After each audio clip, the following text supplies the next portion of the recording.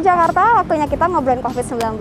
Di episode kali ini, kita bakal membahas tentang sanksi pelanggaran protokol kesehatan dan tips mencegah stigma yang biasanya melekat pada penderita COVID-19. Nah, saya sudah janjian nih dengan Pak Arifin, Kepala Satpol PP Provinsi DKI Jakarta. Di terowongan Kendal ini, sebentar ya. Sepertinya itu beliau. Oke, yuk.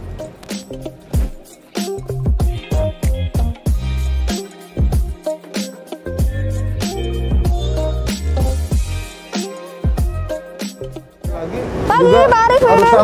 Iya, pagi. Kita sudah ketemu nih Pak. Akhirnya warga Jakarta, saya bertemu juga dengan Pak Arifin, Kepala Satpol PP Provinsi DKI Jakarta. Mohon maaf tadi kalau saya mengganggu sebentar ya Pak ya briefingnya. Ya nggak apa-apa, lagi briefing anggota. Oke, untuk apa nih Pak? Untuk penggunaan masker ya Pak ya? Ya, setiap hari memang anggota kita ada di terowongan Kendal ini dalam rangka melakukan pengawasan penggunaan masker yang turun dari KRL, kemudian juga yang mau menuju ke MRT, TJ dan lain sebagainya. Jadi kita ingin memastikan bahwa semua yang beraktivitas di Jakarta menggunakan masker ketika dia beraktivitas. Oke, baik. Tadi sepemantauan Bapak nih sebelum saya ketemu Bapak di sini, bagaimana Pak? Apa masyarakat sudah cukup disiplin Pak terhadap protokol kesehatan Pak? Kalau bicara tentang disiplin menggunakan masker, kita lihat sekarang ya bahwa masyarakat kita ketika di ruang publik penggunaan masker itu betul-betul dia gunakan. Ya, contoh kita lihat nih di KRL, orang turun di KRL tidak ada satupun yang tidak menggunakan masker. Karena ketika masuk ke KRL wajib pakai masker. Begitu juga di MRT, masuk MRT pakai masker dan lain sebagainya.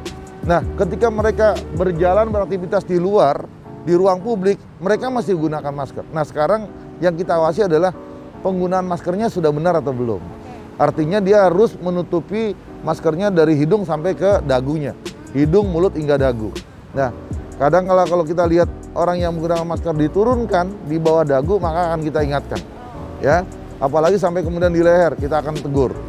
Nah, harapannya adalah ketika mereka sampai di kantor, beraktivitas di kantor, jangan lupa masker tetap harus digunakan.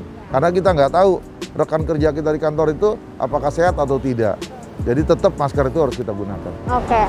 Nah, Pemprov DKI Jakarta kan untuk meminimalisir penyebaran COVID-19 ini mengeluarkan peraturan gubernur ya Pak ya, nomor 79 tahun 2020. Ya. Salah satunya itu kan membahas tentang penegakan hukum Pak, ya, atau sanksi ya Pak ya. Apa saja sih Pak sanksi yang bisa diberikan gitu, apalagi Satpol PP dalam hal ini yang akan memberikan atau menerapkan sanksinya gitu Pak? Iya. Di Pergub 79 yang dikeluarkan Pak Gubernur, bahwa mereka yang melanggar masker ya mereka dapat dikenakan sanksi dua macam. Yang pertama sanksi denda ya, denda administrasinya dikenakan denda 250.000 maksimal ya Pak? Ya, maksimal 250.000. Kemudian sanksi selain sanksi denda ada sanksi kerja sosial. Sanksi kerja sosialnya yaitu melakukan kegiatan bersih-bersih di sarana prasarana umum, biasanya nyapu di koridor, di jalan, kemudian juga ada yang membersihkan taman, saluran, dan lain sebagainya. Nah itu paling lama 60 menit, ya dikenakan kepada mereka yang melanggar. Nah di dalam Pergub 79 mengatur denda progresif. Denda progresif ini dikenakan bagi mereka yang melakukan pelanggaran berulang-ulang. Ya, misalnya Mbak satu ketika didapati tidak menggunakan masker, ditindak. Ketika itu pengenaan dendanya miliarnya denda 250.000. Ya, Mbak sudah bayar 250.000. Nah, dapat berapa hari kemudian enggak pakai masker lagi. Ketahuan lagi petugas, ditindak lagi. Maka tindakan yang kedua tidak lagi dikenakan denda 250.000, tapi dendanya adalah kelipatan 250.000. Kalau mengulangi lagi, lipatkan lagi hingga 1 juta rupiah. Begitu juga kerja sosialnya. Kerja sosialnya kalau yang pertama 60 menit, kalau dia melanggar berulang, kali 2. Kali berikutnya, hingga 240 menit. Nah ini dikandung maksud agar kita semua disiplin. Kita semua patuh. Kita semua punya tanggung jawab. Kita semua punya komitmen. Supaya kita menggunakan masker ketika melakukan aktivitasnya di luar rumah. Ya, menimbulkan efek jera kepada semua masyarakat yang mungkin masih melakukan pelanggaran. Oke. Tadi apa ya, ada sanksi sosial, ada sanksi denda. Nah, yang ditanyakan netizen nih Pak ya, yang di internet itu, di sosial media, banyak yang mempertanyakan, kemana sih larinya uang-uang denda itu Pak, dari Pemprov yang sudah diterima oleh Pemprov DKI Pak? Iya. Pelanggaran yang berkaitan dengan masker, yang kemudian dia pilihannya adalah membayar denda, nggak perlu khawatir ya. Pengelolaan anggaran Pemprov DKI berkenaan dengan tadi sanksi denda yang dibayarkan itu masuk dalam penerimaan lain-lain ya, untuk penerimaan daerah. Jadi penerimaan daerah itu diantaranya ada pajak, retribusi, dan penerimaan lain-lain. Nah, penerimaan lain-lain itu termasuk yang sanksi denda tersebut ya, sanksi PSBB tersebut. Untuk apa? Kembali lagi untuk masyarakat. Untuk masyarakat dalam hal apa? Untuk juga urusan yang sekarang ini kita bicara masalah pandemi COVID-19. Misalnya ada bantuan sosial ya, pemerintah memberikan bantuan sosial, pemerintah DKI bantuan sosial untuk sekian banyak warga Jakarta ya. Kemudian juga untuk penanganan korban COVID ya. Jadi banyak penerimaan daerah yang sekarang ini memang difokuskan untuk penanganan COVID. Oke, cukup sekian Pak ke ngobrol-ngobrol kita kali ini apa ya. Barangkali Bapak ada kegiatan yang lain. Baik. Saya juga akan membahas tentang stigma terhadap penderita COVID-19 bersama Kepala Suku Dinas Kesehatan Jakarta Pusat. Terima kasih ya Pak.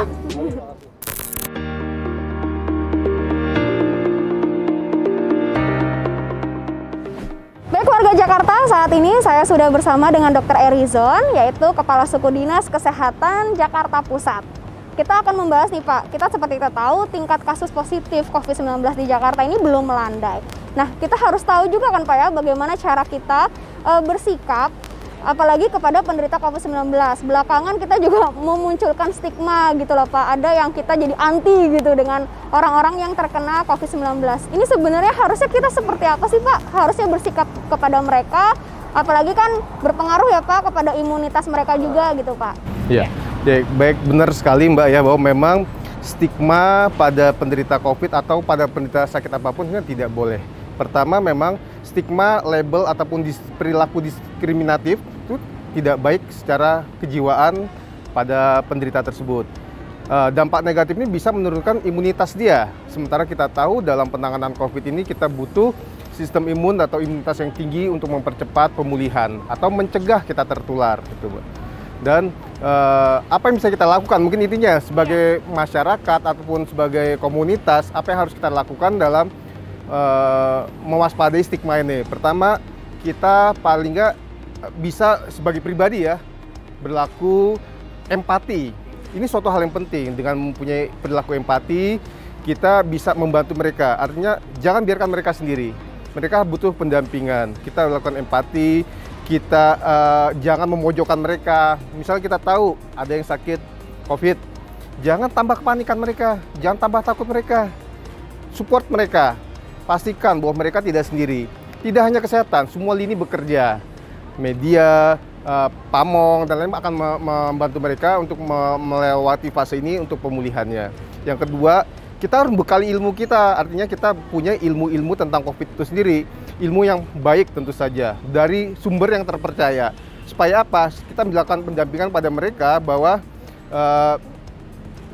kita tahu apa yang harus dilakukan apabila terjadi penularan, bagaimana melindungi diri kita, keluarga kita, dan lain-lain. Yang penting jangan terpengaruh oleh berita-berita yang tidak baik, jangan terpengaruh oleh hoax. Itu biasanya kan banyak berita-berita yang tidak bersumber yang pasti sehingga menambah kepanikan sebenarnya. Berikutnya, kita juga bisa membantu tetangga kalau ada yang terpapar, bagaimana mengakses pertolongan medis, bagaimana menghubungi puskesmas terdekat untuk membantu menilai apakah perlu dirujuk atau dan lain-lain. Yang paling penting, kalau ada yang terkena diskriminatif, kita harus melakukan pendampingan psikososial kepada mereka. Jangan biarkan mereka sendiri. Iya, supaya imunitas mereka cepat kembali seperti semula ya Pak ya? Supaya mereka merasa nyaman, mereka merasa tidak dibedakan, dijauhkan, mereka akan bisa lebih cepat pulih saat imunnya mereka lebih baik. Oke, nah gitu tuh warga Jakarta. Jadi supaya kita ke depannya lebih bijak ya Pak ya dalam menyikapi kasus COVID-19 di Jakarta ini. Nah kalau dilihat dari perkembangan ya Pak, perkembangan COVID-19 ini seperti apa sih kondisinya sekarang di Jakarta Pak? Oh ya, kalau data kami ke pagi ini kita lihat di Provinsi DKI Jakarta, total sudah sekitar 42.000 yang positif COVID. Sebagian besar atau sekitar 75% sembuh, sekitar 31.700. Dan ada sebagian sekitar 2,9% yang meninggal. Ya, memang kecil, tetapi kita tetap harus waspada. Kalau misalnya ini Pak, masyarakat Jakarta utamanya yang ingin melihat atau mengetahui perkembangan COVID-19 itu kita bisa akses kemana Pak? Bisa dilihat di corona.jakarta.go.id. Itu jelas data nasional maupun data Provinsi DKI Jakarta. Apa yang sudah kita lakukan, testing kita lakukan, pemetaan dan lain-lain jelas sekali sana, lengkap. Oke, terima kasih ya Dr. Edison ya atas informasinya. Cukup jelas ya warga Jakarta ya untuk episode kali ini. Nah, saya juga ingin mengingatkan nih untuk kita semua jangan pernah bosan selalu menerapkan 3M ya Dok ya. Memakai masker, mencuci tangan, dan tentunya menjaga jarak. Sampai jumpa di episode selanjutnya.